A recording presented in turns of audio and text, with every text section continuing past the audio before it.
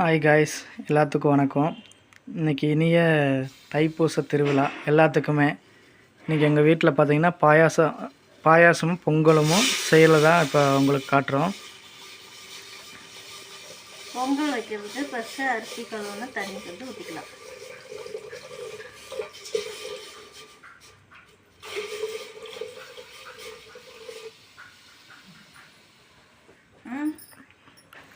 Okay, அதுக்கப்புறம்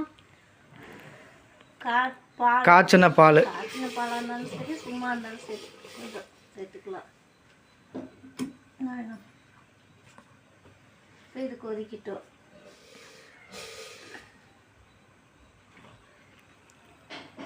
இது கொதிச்சதுக்கப்புறம் நம்ம அரிசி பருப்பு எடுத்து வச்சுருக்கோம்.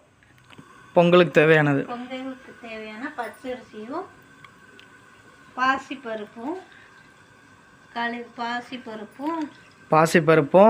பச்சரிசியும் பொங்கலுக்கு தேவையான. பாசிப்பருப்பு கொஞ்சம் லைட்டாக வறுக்கணும். அதை வறுத்து எடுத்து தண்ணியில் ஊற வச்சுருக்கேன்.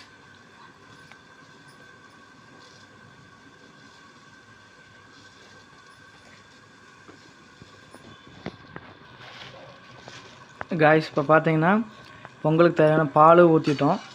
இப்போ அது கொதி வர நிலைமையில் இருக்குது. இந்த டம்ளரில் 1 டம்ளர் பச்சரிசி, 1/4 டம்ளருக்கு பாசி பருப்பு எடுத்துருக்கோம். ஓகே, இந்த பருப்பை நம்ம என்ன பண்ணுறோம்னா லைட்டாக வறுக்கணும். அப்போ தான் நல்லா கொஞ்சம் மணமாக இருக்கும். பொங்கல் மணமாக இருக்கும். இப்போ இதில் நம்ம அரிசி கழுவின தண்ணியும் பாலும் சேர்த்து கொதிக்க வச்சுருக்கோம். கொதி வரட்டும். வந்தோடனே நம்ம அரிசியை போட்டுக்கலாம். இந்த அரிசியும் பருப்பையும் தண்ணியில் நம்ம ஒரு 10 நிமிஷம் ஊற வச்சுருக்கோம்.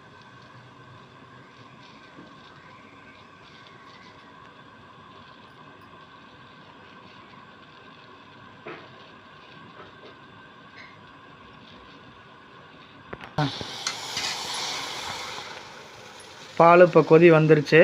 இப்போ நம்ம அரிசி போட்டுக்கலாம்.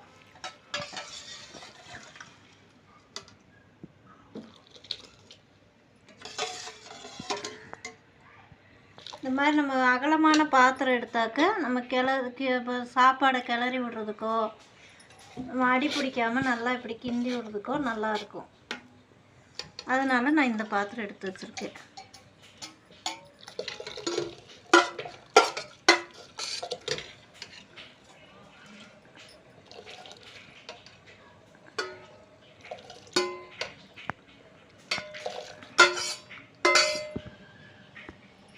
பொங்கலுக்கு தேவையான தண்ணி அதுக்குள்ளே ஊற்றி, அது கூட பாலெல்லாம் ஊற்றி கொதிக்க வச்சு நம்ம அரிசியும் போட்டாச்சு. இதுலேருந்து கொஞ்சம் தண்ணி நம்ம எடுத்து வைக்கலாம். ஏன்னா சாப்பாடு ரொம்ப வெந்துருச்சுன்னா வேகலை அப்படிங்கிற நேரத்துக்கு இது கொஞ்சம் ஊற்றிக்கலாம். வெந்துருச்சுன்னா இதை கொஞ்சம் நேரம் கழித்து மேலாமல் ஊற்றினோம்னா சாப்பாடு கொஞ்சம் நல்லாயிருக்கும். இது இங்கே வச்சுக்கலாம். இது நல்லா கொதிக்கட்டும்.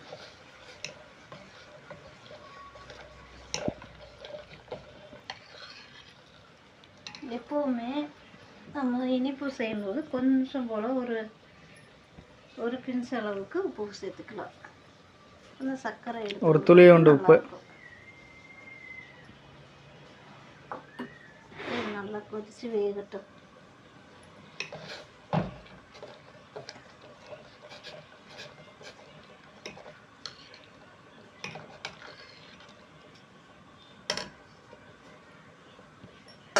இப்போ இந்த ஏலக்காய் பொடி பண்ணணும். இப்போ கொஞ்சம் நம்ம ஏலக்காய் பொடி தூவிக்கலாம். இதுக்கு வாசனை கொடுக்கறதுக்காக இந்த ஏலக்காய் இதுக்கு நல்ல மருந்தும் கூட.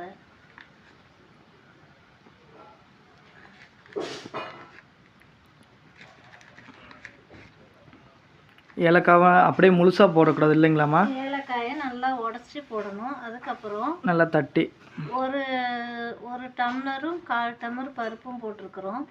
அதுக்காக நம்ம 2 டம்ளர் வெல்லம் போடணும். இப்போ நம்ம வீட்டில் எல்லாம் கம்மியாக தான் இருக்குது. அதனால் நம்ம 1 டம்ளர் வெல்லமும் 1/2 டம்ளர் சர்க்கரையும் போட்டுக்கலாம்.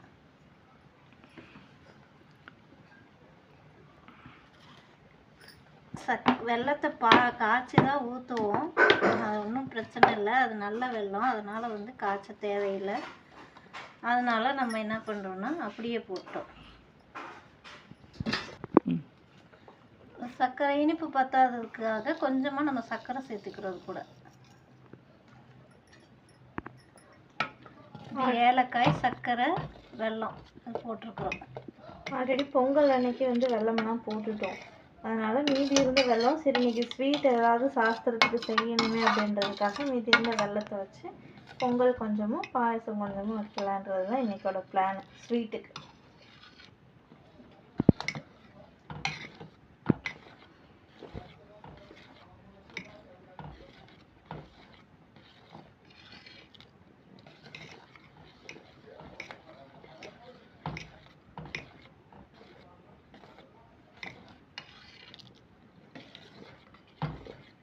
வெல்லம் போட்டிங்களா? இங்கே பாருங்கள், இப்போ இந்த அரிசியும் பருப்பு, சர்க்கரை, நம்ம வெல்லம், ஏலக்காய் எல்லாம் பொடி பொடி போட்டிருக்கிறோம். போட்டோடனே நமக்கு இந்த அளவுக்கு இந்த பொங்கல் கிடச்சிருக்குது. இன்னும் கொஞ்சம் தண்ணி கொஞ்சம் இஞ்சின உடனே இறக்கி வச்சுட்டு நம்ம முந்திரி பருப்பு நெய்யில் வறுத்து நம்ம போடலாம். அவ்வளோதான், இங்கே பொங்கல் ரெசிபி முடிஞ்சிடுச்சு. வாங்க எல்லாரும் ஒன்றா சேர்ந்து பொங்கல் சாப்பிடலாம். இப்போ எல்லா சர்க்கரை பருப்பு, அரிசி, பால் எல்லாம் ஊற்றி நம்ம ஒரு பொங்கல் வச்சோம். அந்த பொங்கல் ரெடி ஆயிடுச்சு. இறக்கி வச்சுட்டு இதுக்கு ஒரு முந்திரி பருப்பு நம்ம நெய்யில் வறுத்து போடுவோம். அதோட இது ஃபினிஷ் ஆயிடுச்சு, ரெடி ஆயிடுச்சு மொத்தமாக. அது இறக்கிடலாங்களா? இறக்கி வச்சிடலாம். இதுக்கப்புறம் ஒரு பாயசம். காய்ஸ் இப்போ பார்த்தீங்கன்னா அதாவது பொங்கலுக்கு நம்ம ரெடி பண்ணி அடுப்புலேருந்து இறக்கிட்டோம். அதை வச்ச கையோட இப்போ வந்து அது தாளிச்சுக்கு முந்திரி பருப்பும் நெய்யும் ஊற்றி தாளித்து அதை அப்படியே அதில் பொங்கலில் மிக்ஸ் பண்ணிட்டோம்னா பொங்கல் ரெடி. ஃப்ரெண்ட்ஸ், எங்கள் சேனலை தொடர்ந்து பார்க்குறீங்களா? எங்களுக்கு சப்ஸ்கிரைப் பண்ணுங்கள், சப்போர்ட் பண்ணுங்கள், தொடர்ந்து வாட்ச் பண்ணுங்கள். எங்கள் சேனலில் இந்த மாதிரி புது புது வீடியோவாக வந்துக்கிட்டே இருக்கும். நீங்கள் பாருங்கள், தொடர்ந்து ஸ்கிப் பண்ணால் மட்டும் பாடுறேங்க காய்ஸ். எங்களுக்கும் சப்போர்ட் பண்ணுங்கள். ஒரு பவுலில் எடுத்து வச்ச முந்திரி பருப்பை அது தாளிக்கிறதுக்கு யூஸ் பண்ணுறோம்.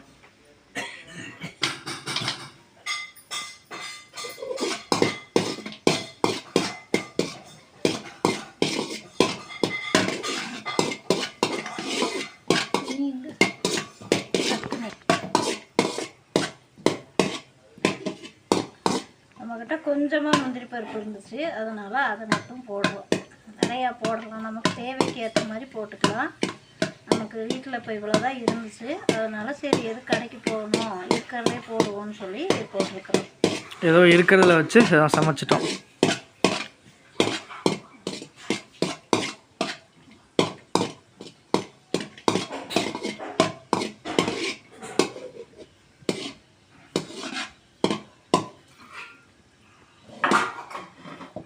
இதை எடுத்து இதில் கொட்டிடலாம்.